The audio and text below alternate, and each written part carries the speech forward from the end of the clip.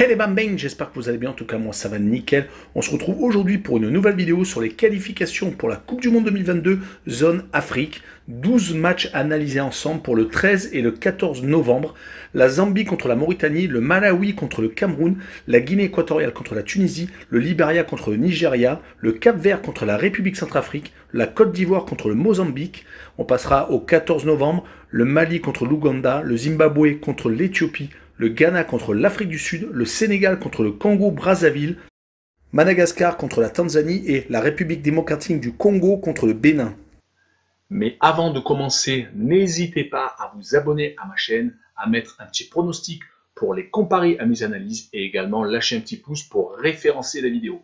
N'oubliez pas qu'en description, vous avez mon lien Telegram. Vous cliquez dessus et vous nous rejoignez. Et tous les jours, je vous donne 2 codes safe et une code fun. Je vous donnerai sur chacune de mes vidéos un score exact et une cote sécurisée ou fun par match analysé. Je vous recommande également de jouer mes cotes en match simple pour éviter des surprises lors d'éventuelles combinaisons malheureuses. Je vous donnerai mes cotes sécurisées par rapport à des away no bet, home no bet, draw no bet. Ce sera surtout des cotes sécurisées donc, et également des doubles chances et des plus ou moins un certain nombre de buts. C'est parti! Mais également, j'aimerais revenir sur un nouveau partenariat avec une plateforme de paris sportifs qui est BetWinner, qui est accessible en Europe, essentiellement en France et en Belgique, et également en Afrique. Vous avez l'essentiel des pays qui est sur la carte mondiale qui apparaît à l'instant sur votre écran. Mais même si vous n'êtes pas sur un des pays, n'hésitez pas à utiliser un VPN. Cela vous permettra d'y accéder sans problème. Les cotes proposées y sont très intéressantes. Elles sont même supérieures aux autres bookmakers. Cela vous permet des fois d'avoir des profits beaucoup plus importants sur la durée en tout cas. Pour accéder au site de Paris, n'hésitez pas à aller en description. Il y a le lien, vous cliquez dessus, vous y accédez. Et également, vous rentrez le code promo qui se trouve sur l'écran. Cela vous permet d'avoir 100% de bonus dès votre inscription. Et pour finir, lors de cette vidéo, je vous mettrai la description des codes safe et également les cotes. Comme ça, vous pourrez faire les comparaisons avec les cotes de votre bookmaker et celles de BetWinner.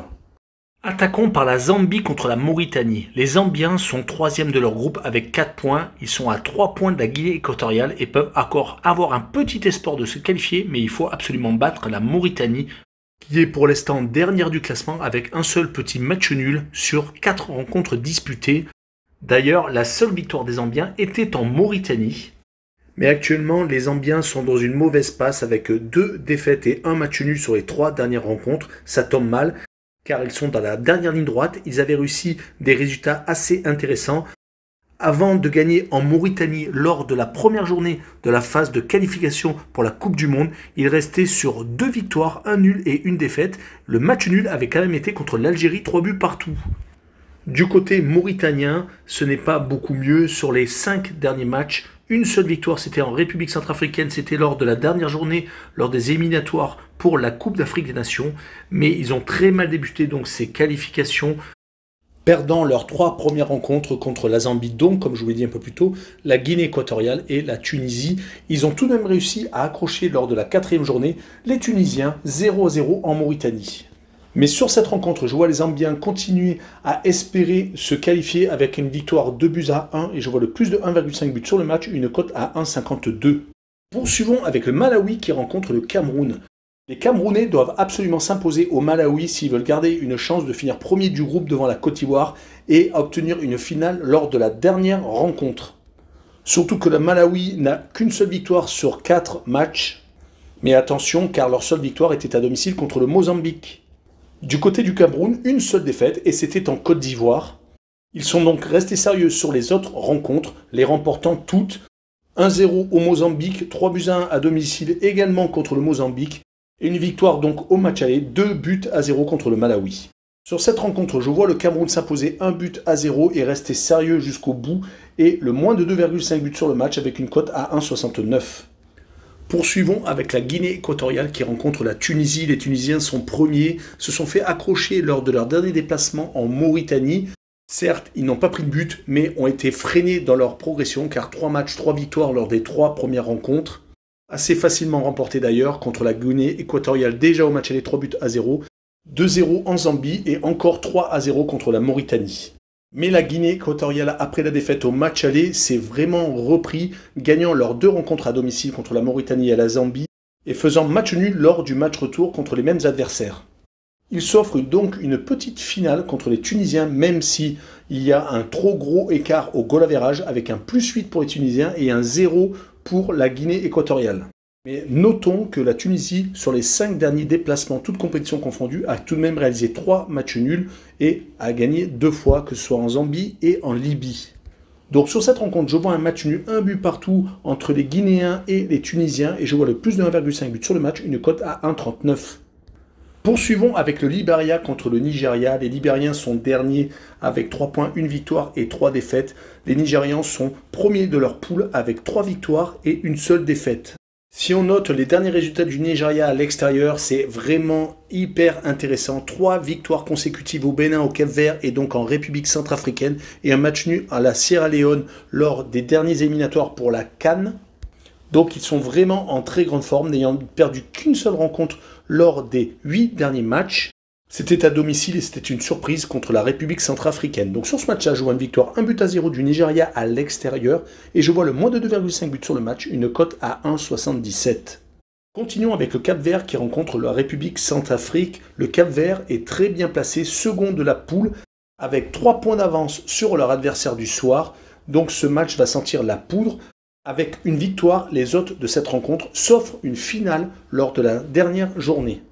Le Cap-Vert n'a perdu qu'une seule rencontre, c'était à domicile contre le Nigeria, et ils avaient réussi à partager les points lors de leur match aller contre la République centrafricaine. Quant aux visiteurs pour cette rencontre, ils n'ont gagné qu'une seule rencontre, c'était au Nigeria, donc c'était, comme je vous l'ai dit un peu plus tôt, une surprise, mais c'était incliné dans la foulée contre les mêmes adversaires, 2-0. Le seul point positif pour la République centrafrique est qu'ils sont largement meilleurs à l'extérieur qu'à domicile, car à domicile, sur les 5 dernières rencontres disputées, 4 défaites, sans marquer de but à chaque fois, et un seul match nul, c'était contre le Cap-Vert. Sur cette rencontre, je vois le Cap-Vert s'imposer 1-0, et je vois le moins de 2,5 buts sur le match, une cote à 1,61. Poursuivons avec la Côte d'Ivoire qui reçoit le Mozambique, le premier qui reçoit le dernier. Le Mozambique n'a qu'un seul petit point, un seul match nul sur 4 rencontres, alors que la Côte d'Ivoire c'est 3 victoires et un match nul. Le point positif, c'est que la Côte d'Ivoire a déjà remporté un match contre le Cameroun, certes qu'il est talonné d'1 point.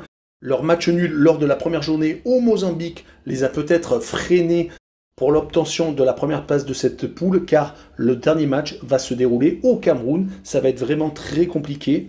Du côté du Mozambique, donc, c'est vraiment compliqué. Ils avaient très bien commencé donc avec ce point arraché contre la Côte d'Ivoire, mais depuis ces 3 défaites consécutives, au Malawi 1-0, au Cameroun 3-1 et à domicile surtout lors du match retour contre les Camerounais. Sur cette rencontre, je vois une victoire de la Côte d'Ivoire 1-0 et assurer l'essentiel, et je vois les deux équipes ne pas marquer, une cote à 1,32. Poursuivons avec le 14 novembre et le Mali qui reçoit l'Ouganda. Le premier reçoit le second. Les places se sont inversées lors du dernier match où le Mali a réussi à s'imposer 3-0 au Rwanda. Les Rwandais prenant un rouge dès la 8e minute de jeu, mais le Mali a su en profiter. Et l'Ouganda de son côté n'a pu faire que match nul chez lui contre le Kenya. C'est donc une rencontre qui peut fixer totalement la première et la deuxième place, car avec 4 points d'avance sur les Ougandais, les Maliens peuvent faire une différence définitive. Ils n'ont toujours pas pris de but lors des éliminatoires, en marquant 10 et donc en prenant 0, avec 4 victoires et un match nul. Les Maliens, franchement, sont actuellement au top.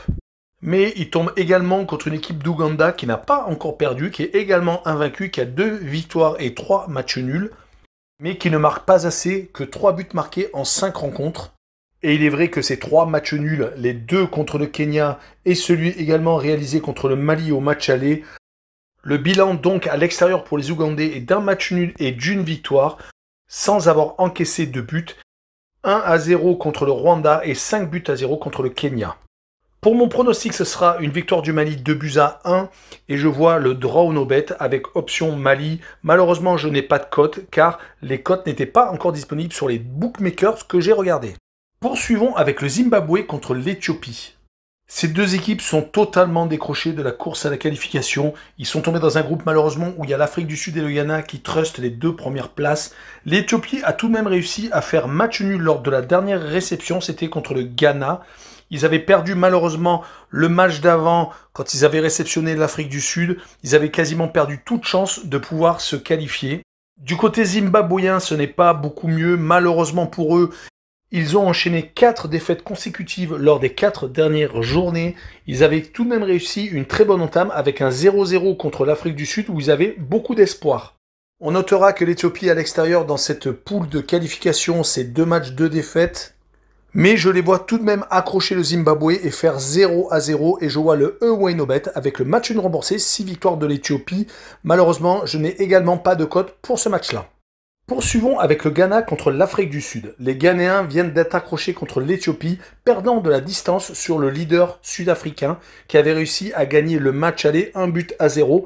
Ça avait été un match très accroché, mais les matchs actuellement du Ghana, c'est que des matchs accrochés. Sur les 5 dernières rencontres officielles, 3-1-0, 1 but partout donc contre l'Éthiopie et un seul 3-1 où ça a été un peu plus large. On notera également qu'à domicile, le Ghana, sur les 4 dernières rencontres officielles, toutes compétitions confondues, ils ont réussi à gagner les 4 fois. Donc, quand le Ghana reçoit, il faut vraiment faire attention. C'est très compliqué de s'y imposer, même s'ils n'ont pas joué des grosses nations africaines. Mais ils gagnent tout de même. Côté Afrique du Sud, en éliminatoire de la CAN et en qualification pour la Coupe du Monde, sur les 7 dernières rencontres, c'est 5 victoires et 2 matchs nuls. Les 2 matchs nuls étaient contre le Ghana déjà en éliminatoire pour la CAN, où ils avaient fait un partout, et le 0-0 concédé au Zimbabwe lors de la première journée, comme je vous l'ai dit un peu plus tôt, le 3 septembre. Mais sur cette rencontre, je vois le Ghana s'imposer 1-0 et laisser le suspense pour la dernière journée de qualification, et je vois le moins de 2,5 buts. Par contre là, j'ai une cote, elle est de 1,29. Continuons avec le Sénégal qui rencontre le Congo-Brazzaville. Les Sénégalais viennent de se faire accrocher au Togo. Ils ont marqué dans les arrêts de jeu. Ils ont gardé leur invincibilité. Ils sont peut-être arrivés un peu détendus car avec 4 matchs, 4 victoires, ils étaient déjà qualifiés. Il y avait beaucoup trop d'écart avec les 3 autres équipes du groupe. Mais pour cette rencontre, il va falloir se ressaisir car aller à la CAN avec peut-être une défaite à domicile contre le dernier de la poule, ça marque mal et il faudrait garder la spirale positive.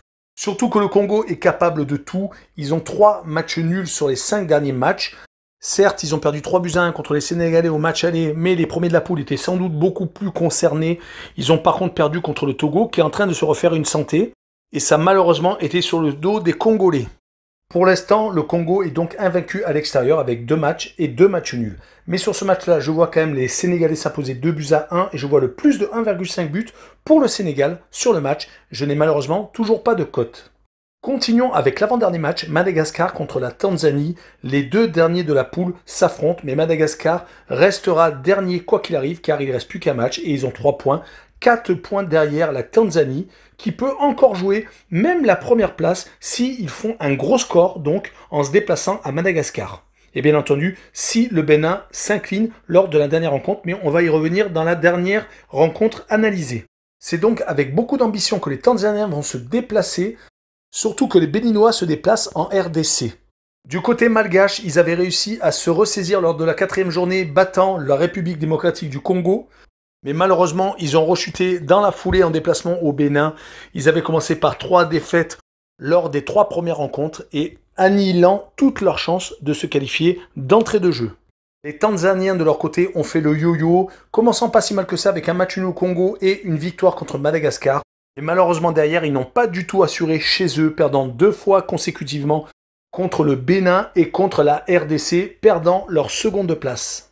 Sur cette rencontre, je vois le 1 but partout et je vois Madagascar accrocher la Tanzanie et je vois le home no bet avec le match nul remboursé 6 victoires de Madagascar à domicile. La cote n'est malheureusement pas encore disponible. Finissons cette vidéo avec la RDC qui reçoit le Bénin, donc le premier qui se déplace chez le second. C'est vraiment la finale du groupe. Une victoire de l'hôte de ce match et le suspense est terminé. Les 2 équipes ont été très sérieuses lors de ces éliminatoires, ne perdant qu'un seul match donc sur les 5 premières rencontres disputées, ne prenant pas beaucoup de buts, 2 pour le Bénin et 3 pour la RDC. La meilleure attaque est au profit de la République démocratique du Congo qui, grâce à ses 3 buts mis à la Tanzanie lors de la 5e journée, est repassé devant et a permis d'avoir un meilleur goal average. Ils vont peut-être l'utiliser lors de cette rencontre. Dommage qu'ils aient perdu 1-0 à Madagascar contre le dernier de la poule. Ça leur aurait permis de ne viser que le match nul pour se qualifier directement. Du côté des Béninois, ils se sont rattrapés après une défaite surprise chez eux contre la Tanzanie. Heureusement qu'ils sont très solides à l'extérieur, gagnant à chaque fois 1-0 à Madagascar et en Tanzanie. Sur cette rencontre, je vois le match nul 1 but partout et je vois le home no bet avec le match nul remboursé 6 victoires de la République démocratique du Congo. Malheureusement, je n'ai encore pas les cotes. Vous devriez les trouver, je pense, dans la journée de demain. Voilà, on en a fini avec cette vidéo. N'hésitez pas à nous rejoindre sur Telegram. Le lien est en dessous de la vidéo, en description. Également, rejoignez le site de Paris Sportif BetWinner. Les cotes sont super intéressantes. Et surtout, abonnez-vous. Ciao les bambins!